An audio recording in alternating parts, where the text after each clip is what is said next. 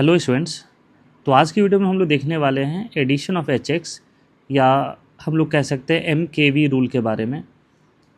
तो ये basically addition reaction of alkene है और यहाँ पर देखो क्या कहता है कि एसिमेट्रिकल एल्कीन में अगर हम लोग HX का या HBr का अगर हम लोग यहाँ पर क्या करें एडिशन करें तो हाइड्रोजन देखो कहाँ पे जाएगा, दैट इज़ लेस हिंडर्ड पर, और हाइड्रोजन कहाँ पे जाएगा जिसकी सब्स्टिट्यूशन ज़्यादा है। तो इसका जो फाइनल प्रोडक्ट बनेगा ये कुछ इस तरीके से कि हेलोजन यहाँ जुड़ जाएगा और हाइड्रोजन कहाँ जुड़ जाएगा, यहाँ पर। तो देखो यहाँ पर इसमें हम लोग कहते भी कि जो इस ट्रिक की बात करें तो दैट इज इसमें क्या होता है, रिच बिकम्स रिचर। ये एक ट्रिक के बारे में बात करते हैं। देखो यहाँ क्या है कि अगर इसके बात करें तो यहाँ पे देखो 2 हाइड्रोजन है और इसके पास क्या है, एक ही हाइड्रोजन है। तो हाइड्रोजन वहाँ जाता है जहाँ पर वो ज़्यादा है, या इसमें कहते हैं कि हेलोजन वहाँ जाएगा जहाँ पे सब्स्टिट्यूशन ज़्यादा है, मतलब ब्रांचिंग ज़्यादा है। अब उसी रूल्स पर हम लोग यहाँ पर आएंगे। इसके पूरे मैकेनिज़्म आप मेरे वीडियोस में देख सकते हैं। यहाँ पे कार्बोकेटाइन का फॉर्मेशन होता है। कार्बोकेटाइन का फॉर्मेशन होगा तो इसके अंदर में रीअरेंजमेंट की पॉसिबिलिटी होती है। तो रीअरेंजमेंट ऑफ कार्बोकेटाइन भी होते हैं। वो सब सारे प्रॉब्लम्स में हम डिस्कस करेंगे।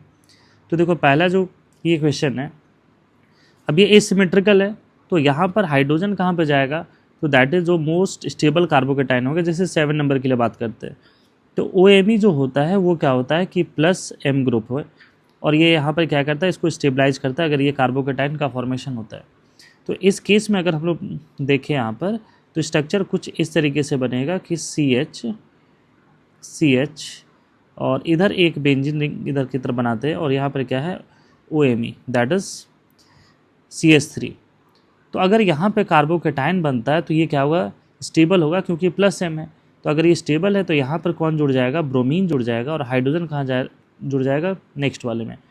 इसलिए देखो यहाँ पर इसका जो फाइनल प्रोडक्ट बनता है इस रिएक्शन में वो यहाँ पर क्या हो जाएगा CH, और इस पॉजिटिव वाले में कौन जुड़ जाएगा, ब्रोमीन, और ये क्या हो जाएगा CH2 और यहाँ पर कुछ इस तरीके से, और यहाँ पर OMe कह दो या OCH3 कह दो।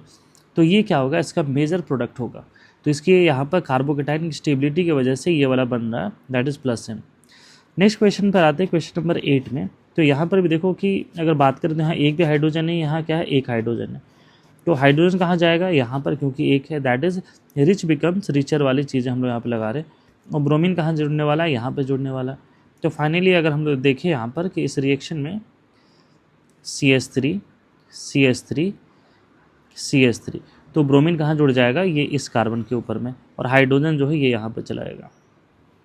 नेक्स्ट वाले क्वेश्चन में भी कुछ उसी तरीके का है, एक यहाँ पर है और एक यहाँ पर है। तो ब्रोमीन देखो कहाँ पे जाने वाला है, जहाँ पर सब्स्टिट्यूशन क्या है, ज़्यादा है तो यहाँ आएगा, और हाइड्रोजन कहाँ जाने वाला है, यहाँ इस पोजीशन में। तो इसका प्रोडक्ट अगर हम लोग बनाते हैं तो ये कुछ इस तरीके का बनेगा CH3, और यहाँ पर क्या जुड़ जाएगा, ब्रोमीन, और यहाँ पर क्या रह जाएगा, हाइड्रोजन।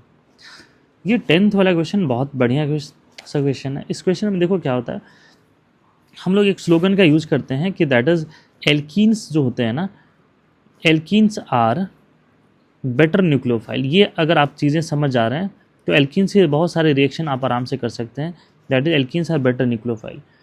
तो ये न्यूक्लियोफाइल जो है ना, ये यहाँ से क्या होगा, प्रोटॉन को यहाँ से कैप्चर कर लेगा, और कैप्चर करने के बाद ये जो है हाइड्रोजन जो है वो कहाँ चला जाएगा, किनारे वाले पर, और ये क्या हो जाएगा CH3, और यहाँ पे क्या आ जाएगा, पॉजिटिव।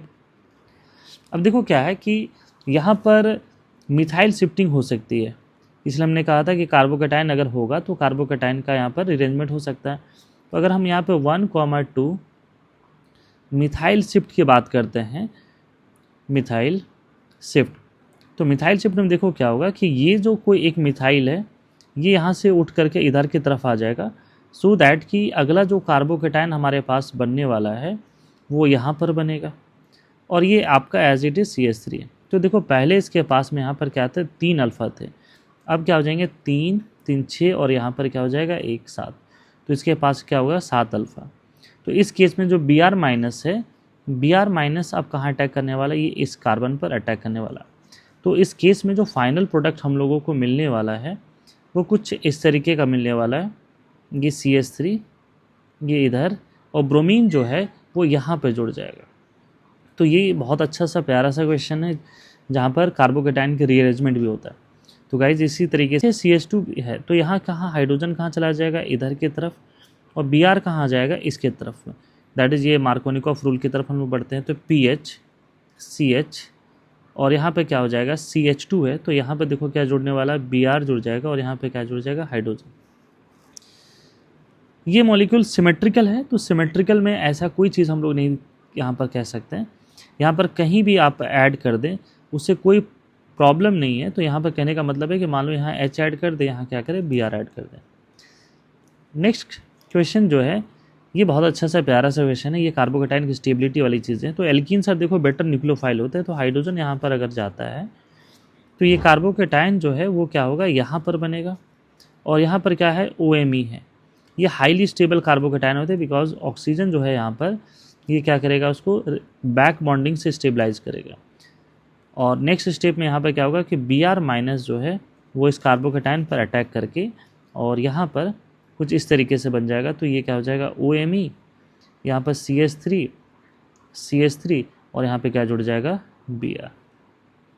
नेक्स्ट क्वेश्चन भी बहुत अच्छा सा प्यारा सा क्वेश्चन है। यहाँ पर भी क्या है, ये बैक बॉन्डिंग वाली चीज़ें बनने वाली कि कौन सा कार्बोकेटाइन ज़्यादा स्टेबल बनेगा। देखो यहाँ पर हम एक एग्जांपल यूज कर लेते हैं, जैसे एक ये है और एक कार्बोकेटाइन अगर मान लो यहाँ बन जाए, क्योंकि एल्कीन्स आर बेटर न्यूक्लियोफाइल, तो यहाँ से प्रोटॉन को वो क्या करेगा, अट्रैक्ट कर लेगा।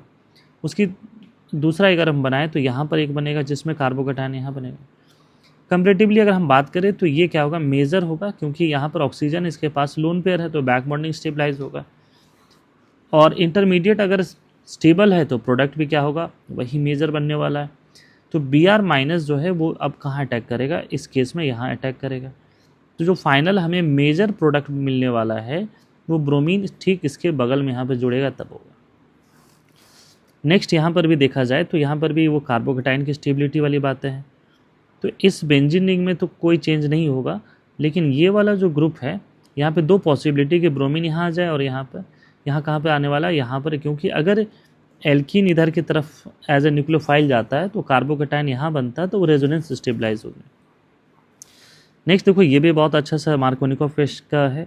अगर हाइड्रोजन यहाँ पे चला जाएगा तो ओबियसली ब्रोमीन कहाँ आने वाला है, यहाँ पर, क्योंकि ये क्या हाईली स्टेबलाइज है, बेंजीन रिंग से रेजोनेंस स्टेबलाइज भी है, साथ ही साथ इसके पास में अल्फा हाइड्रोजन भी क्या है, भर के। तो यहाँ पर देखो CH3 यहाँ कार्बोकेटाइन बनेगा, इस कार्बोकेटाइन से कौन जुड़ जाएगा, दैट इज़ Br। तो ये मार्कोनिकॉफ रूल के क्वेश्चन है।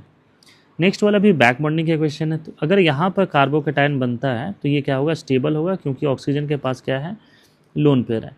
तो इस केस में भी हाइड्रोजन यहाँ आने वाला और ब्रोमीन कहाँ आने वाला, इस दर की तरफ।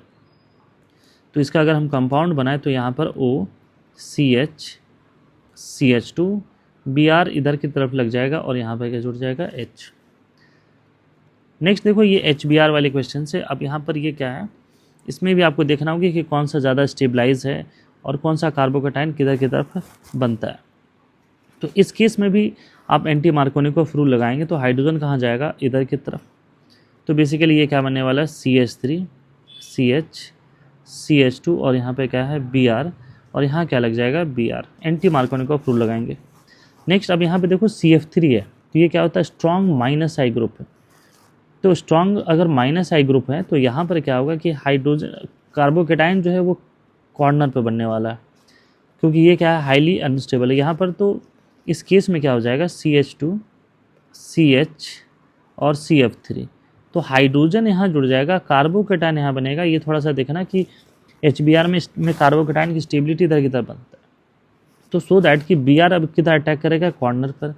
तो इसका प्रोडक्ट क्या बन जाएगा, CC, और यहाँ पर क्या है, CF3।